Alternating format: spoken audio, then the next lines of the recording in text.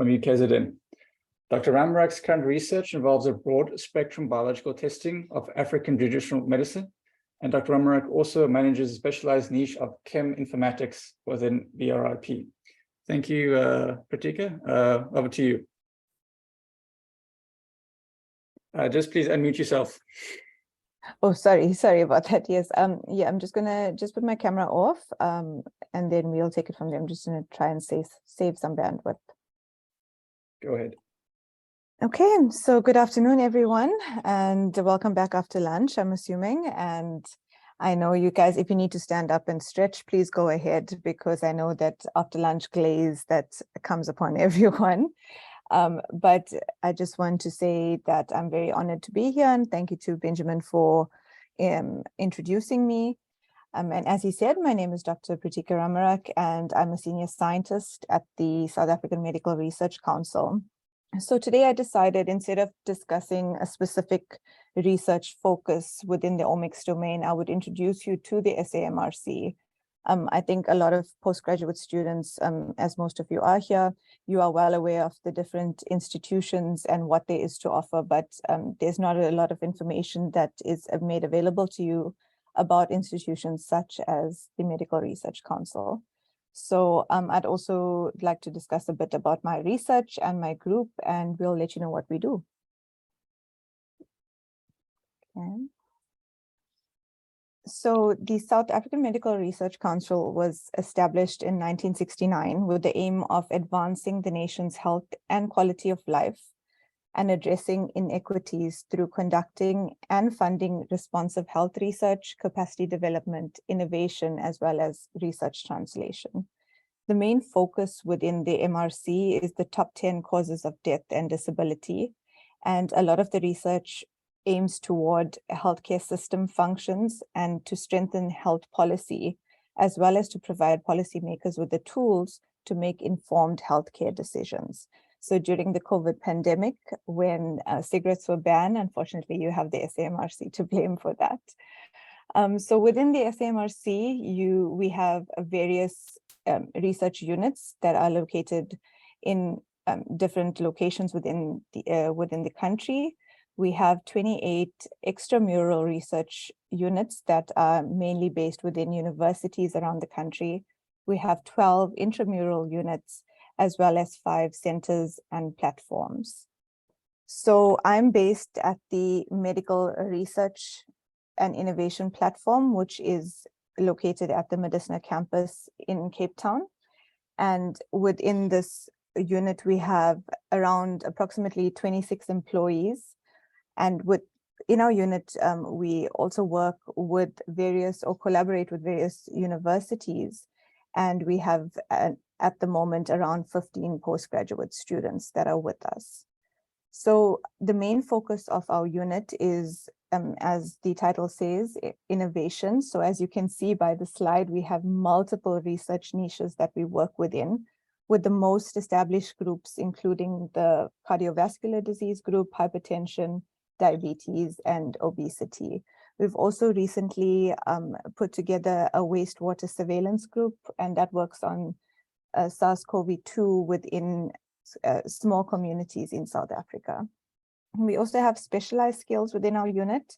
So that includes the analytical chemistry laboratory, which has techniques and tools for high resolution mass spectrometry. We also have DNA methylation and advanced tissue culture as well. So the 2 niches that I'm currently heading up include the cheminformatics domain, as well as the biological testing of African traditional medicine. So within this context, African traditional medicine system, so just a bit about it, we have approximately 11.5% of the world's or the global flora that is found is housed within South Africa, and 80% of the South African population currently rely on African traditional medicine, either by itself or in conjunction with chronic medication. Patients, however, do not understand the potential toxic effects of these extracts or the physiological or pharmacokinetic effects when combined with other drugs. We are also currently lacking a collective database where these extracts are found and characterized so that researchers can put together this information. It's also known as a pharmacopoeia. So there is currently a Chinese and British pharmacopoeia, but that is something that within the African continent we are currently lacking. So as sort of initiative by the SAMRC, we've sought out to standardize the pipeline for the testing of these extracts in South Africa. So once we've established this pipeline, we'd like to roll it out throughout the country. So the various, and I do understand there's various research groups that are currently working on natural products and traditional medicine extracts, but it would be the most feasible to have comparable data through the standardized pipeline, where we could then generate a database and start establishing what we could use as an African pharmacopoeia. So the way it works in our laboratories is that we would get an extract in, and these extracts basically go through very basic cytotoxicity testing. If need be, we would then characterize the extracts with now partner laboratories at the Central Analytical Facilities Unit in Stellenbosch. Once they've been characterized, we then put them through a wide array of biological testing through various disease models. Currently, the disease models we're working on include anti-cancer work. We look at obesity as well as anti-diabetes studies. So we're looking to obviously over time increase that. We are hoping with some of our extracts that we eventually get into in vivo pharmacokinetic testing, and the aim at the end of it is to finally get through to clinical trials. So I mentioned before that my other research domain includes cheminformatic analysis. So once the extracts have been characterized and the compounds of interest have been identified, I then use various computational or in silico tools to then assess these compounds for their biological activity. So the way I do this is, firstly, once the compounds have been identified, there are in silico tools that I could use to, or we use to predict the pharmacokinetic and toxicological profile of these compounds. This basically gives you information on whether the compound would be feasible to use physiologically. So can you use this compound? Should it have a therapeutic effect? Would it be feasible toxicity-wise, and can it be processed by your body, basically? Once that's done, we go through to identify their potential biological targets, and we use this again through predictive tools. And this basically gives you a ballpark estimation of if the compound has some sort of therapeutic effect. Firstly, what metabolic pathway is it acting on?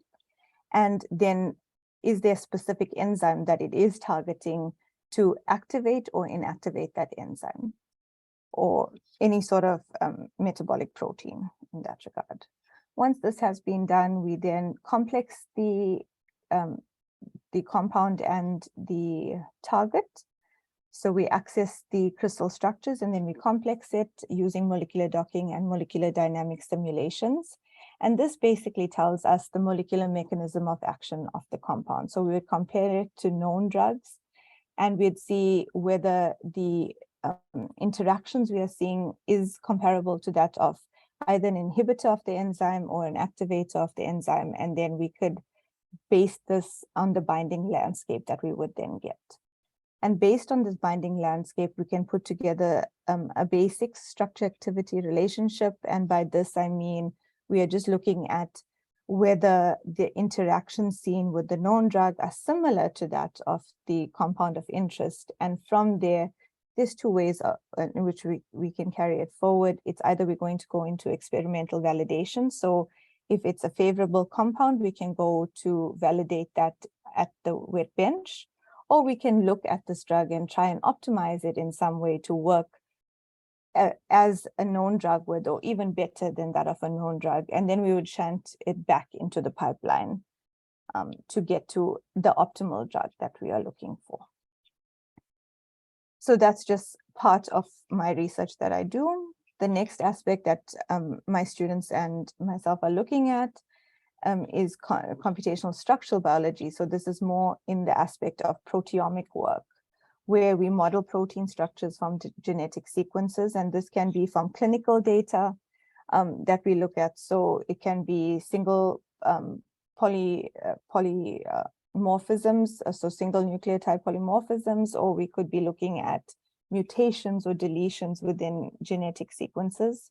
Here we work together with our genomics unit, where they actually receive clinical samples and then do the genetic sequence or the whole genome sequence, and we take data from there and work on it. We also look at functional proteomics. So here it would be more with regard to drug resistance. In particular, my interest works on Mycobacterium tuberculosis. So with multiple drug resistance and extreme drug resistance, you would find that there would be mutations that occur within the active site of enzymes, and that would then lead to a drug not working the way it should. The other aspect we looked at and is more in focus at the moment is the structural mechanisms of antibody binding. This came into focus in our research when SARS-CoV-2 had come out, where we needed to assess mutations. So within the different variants that were found on the mutations found on the spike protein, we then compared and assessed how it would affect basically the infectivity rate that we are seeing clinically. So we did this via molecular dynamic simulations as well. And lastly, we also look at physiological protein-protein interactions. So that's on a normal physiological basis, and we're concentrating in that regard with ubiquitination. So this may seem a bit more familiar to some of you that use CHPC. So we have a simulation workflow. So any biomolecular structures or complexes that we use, the ones previously mentioned as well, we would run through the AMBER software suite. And this is available to us on the Center for High Performance Computing. And we run all our simulations remotely through them. So once we have a complex biomolecular structure, we would then simulate an experimental environment to look at the interactions between the two biomolecules that we are looking at. Once that simulation has run, we then assess the different aspects, being it kinetic energy, potential energy, as well as just the binding landscape and chemical interactions between these biomolecules. And this will just, again, give us the basic overview of what we are seeing within the complex, and we can adjust or optimize the biomolecules based on what we require therapeutically. So as you can see, and I mentioned this, if any of you were at the CHPC conference, because it's atomistic studies that we look at, we use a huge amount of computing hours. And it says in 2022 that we used just over 1 million computing hours. However, this was just within, I think, a 6-month span that we used this. And we have a very small group, so it does, we heavily rely on CHPC, and we're so grateful to them because we wouldn't be able to get our research done without them. So just a basic overview of our team.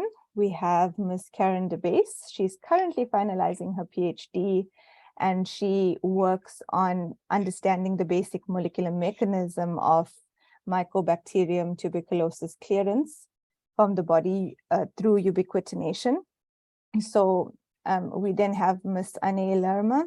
She's currently just registered with us as a PhD student, and she's looking at generating a diagnostic tool to identify venoms, snakes, particularly snake venoms, using an aptameric model. We then have Dr. Nondle Sangweni. She's working part-time computationally with natural products, and her study relates to looking at the pharmacokinetic effects of these natural products, more specifically on cytochrome P450 enzymes. We have Dr. Eliasu Salifu. He was based at UKZN, and he will be joining us at the SAMRC this year. He will be managing our computational lab, as well as doing a project within the African traditional medicine context. We have Ms. Andri Kutsa, and she's an MSc student, and her work looks at cancer therapeutics and fetal programming. Again, a bit of this involving computational work. And finally, we have Mr. Kwandile Mbele, and he's currently looking at the potential angiogenic properties of a well-known traditional medicine in South Africa known as umhlabelo. So all our students actually work in a multidisciplinary domain. So it's not only computational work that they do, they're also based in laboratories. So they gain skills that will equip them for the work environment as well as boost their CVs. So that's about it from our research group. However, there are many other units that utilize either high performance computing and or different coding programs. We have the Biostats unit, Genomics Center, who look at clinical data. And with the sort of clinical data, they are able to do variant calling and identify mutations within different population groups. We also have the Bioinformatics Capacity Development Unit, the Platform for Pharmacogenomics Research and Translation, as well as the Vaccine and Infectious Disease Analytics Group. So with this being said, it is basically, we are an institution that is semi-government. However, we've now looked at partnering or collaborating with universities over the recent decade to then take on students and house students or postgraduate students within our facility through their, either as a part-time student or through their entire postgraduate degree. And this is done by having a supervisor within the SAMRC as well as the institution of interest. So with that being said, there's also various research funding options that we have available. I'm sure you're all aware of the different institutional funding that's out there, as well as the National Research Foundation funds. We also do have an SAMRC RCD funding. It is quite competitive, but they do offer various postgraduate scholarships from masters all the way to postdoc. So in a nutshell, that's my story. Thanks everyone for listening. And I think we can maybe have a sort of an interactive session now where if you have any questions about the MRC or the work I do, you are welcome to ask. Thanks, Pritika. I just have a few questions. Sure. So what are some of the most commonly used African traditional medicines that we might know about or that we might use? Yeah, so we've actually been doing an ethnomedicinal study on this at the moment. One of the ones that we are very keen on and one of the master's students is working on is actually umhlabelo. This extract is found, it's part of a plant that is indigenous to South Africa.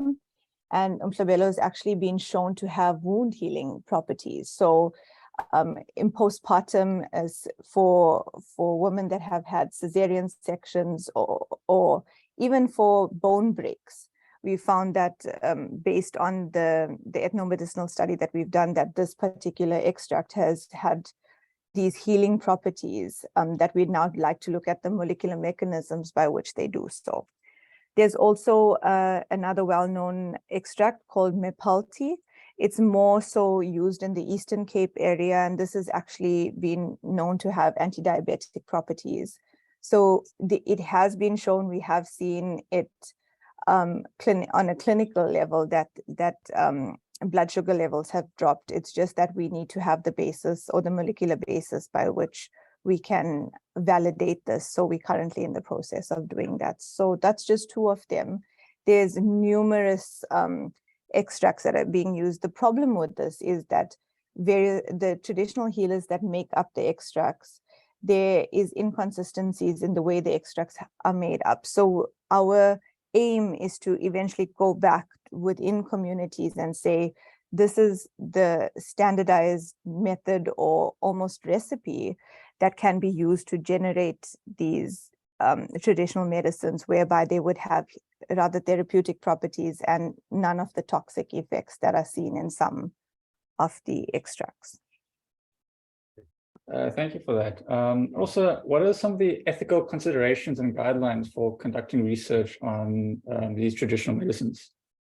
Yeah, so ethically, at the moment, it's the main aspect with traditional medicines is the fact that with traditional healers, sharing information gets very tricky because sometimes researchers take information away from communities and are not able to go back into the communities to relay the information that they found, and benefit sharing becomes an issue.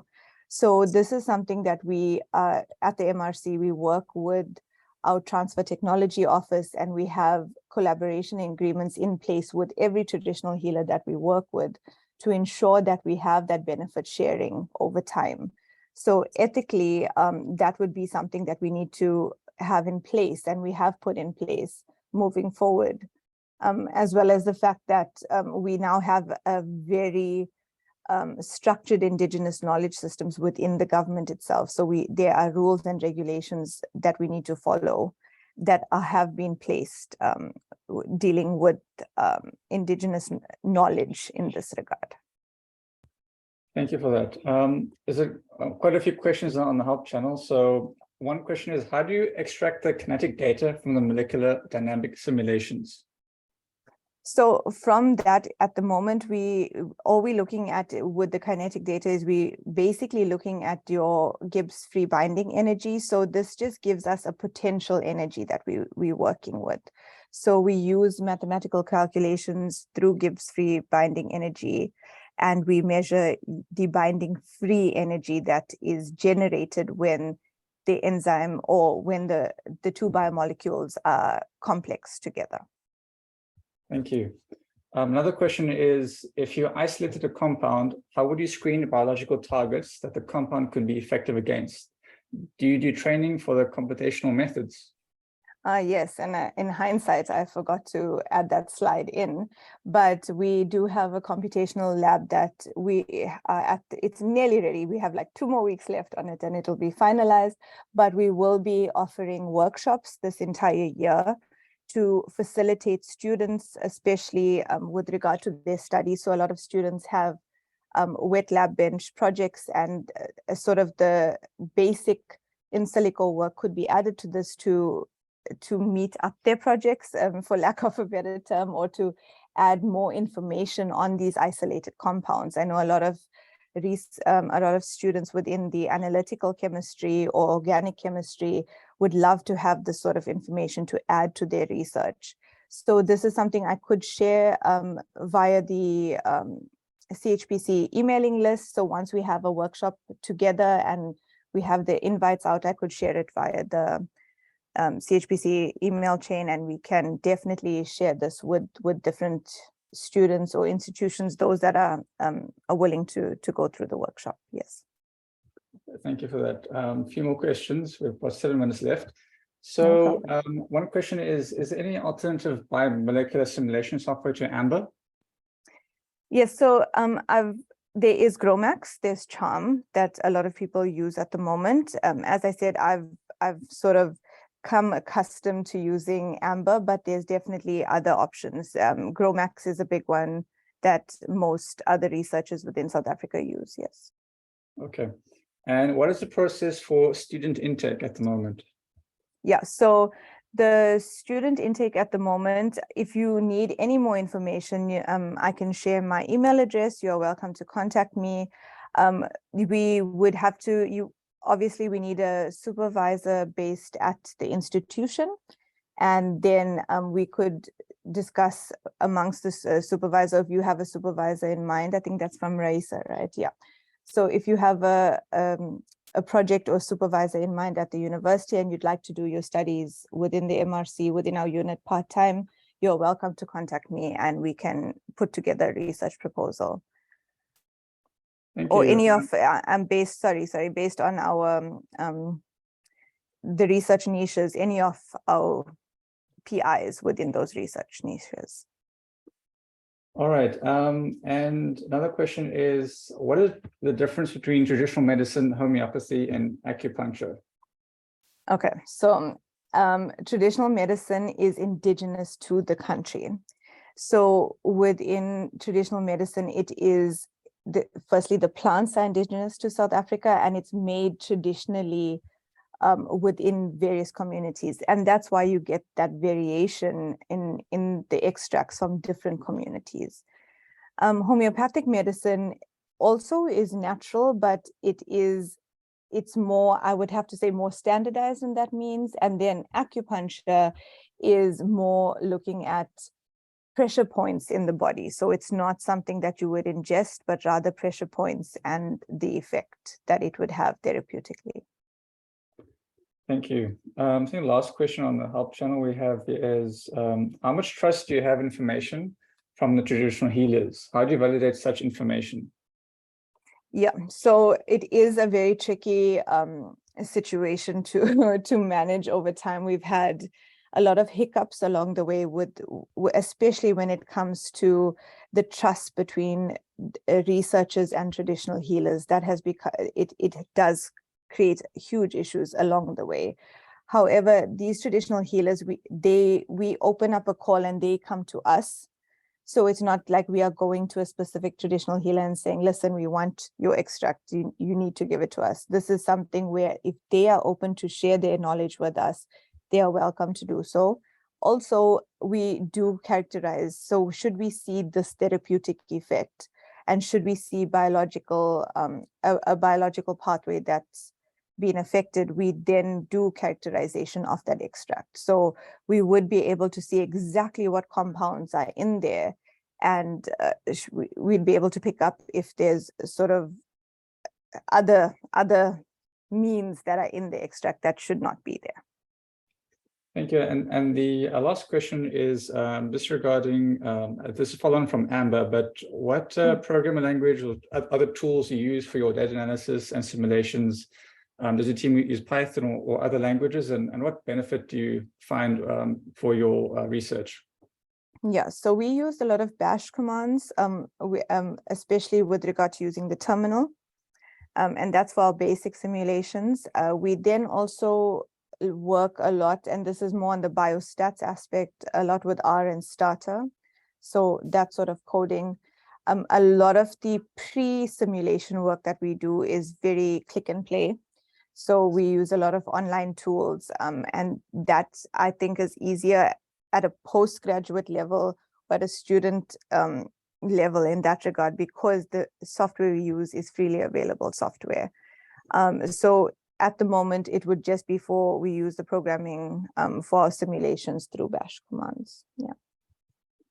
Thank you, Dr. Pritika. I think that's all the questions we have for today. Lots of activity and lots of interest. Thank you so much for your talk. Wonderful.